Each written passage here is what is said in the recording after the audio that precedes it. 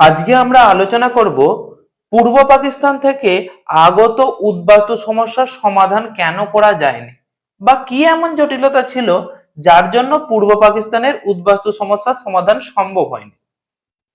একটি পরিসংখ্যান অনুযায়ী দেখা যায় যে দেশভাগের সময়কালে পশ্চিমবঙ্গের তুলনায় ভারতের পাঞ্জাব প্রদেশে অনেক বেশি সংখ্যক উদ্বাস্তুর আগমন ঘটেছিল, কিন্তু বাস্তবে উদ্বাস্তু আগমনের চাপ পাঞ্জাব অপেক্ষা পশ্চিমবঙ্গে অনেক বেশি ছিল।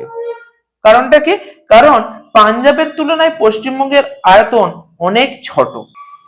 সেই সঙ্গে দেশভাগের ফলে পশ্চিম পাঞ্জাব থেকে যে সংখ্যায় উদ্বাস্তু পূর্ব পাঞ্জাব এসেছিল তার থেকে অনেক বেশি মানুষ পূর্ব পাঞ্জাব থেকে পশ্চিম পাকিস্তানে চলে গিয়েছিল, ফলে তাদের ফেলে যাওয়া সম্পত্তি, বাড়িঘর উদ্বাস্তুদের পুনর্বাসনের কাজে ব্যবহৃত হয়েছিল। কিন্তু পশ্চিমবঙ্গের ক্ষেত্রে চিত্রটা ছিল আরেকটু আলাদা। কিরকম? পশ্চিমবঙ্গের মুসলমানরা পূর্ব পাকিস্তান বা পশ্চিম পাকিস্তানে চলে যায়নি, বা গেলেও তার সংখ্যায় ছিল অনেক কম।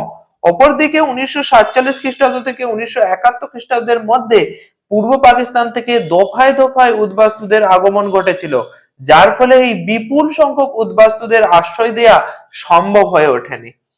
তবে পূর্ব পাকিস্তানের উদ্বাস্তু সমস্যাকে নিয়ে সবচেয়ে জটিল আকার ধারণ হয়েছিল, কারণ পশ্চিম পাকিস্তান থেকে শুধু দেশভাগের সময়কালেই উদ্বাস্তু আগমন ঘটেছিল, কিন্তু পূর্ব পাকিস্তানে 1947 সাল থেকে 1971 সালের মধ্যে দফায় দফায় উদ্বাস্তুদের আগমন ঘটেছিল, যার জন্য কোনো সুনির্দিষ্ট পরিকল্পনা করে পূর্ব পাকিস্তানের উদ্বাস্তুদের পুনর্বাসন দেওয়া সম্ভব হয়নি, যেমনটা পশ্চিম পাকিস্তানের ক্ষেত্রে সম্ভবপর হয়েছিল।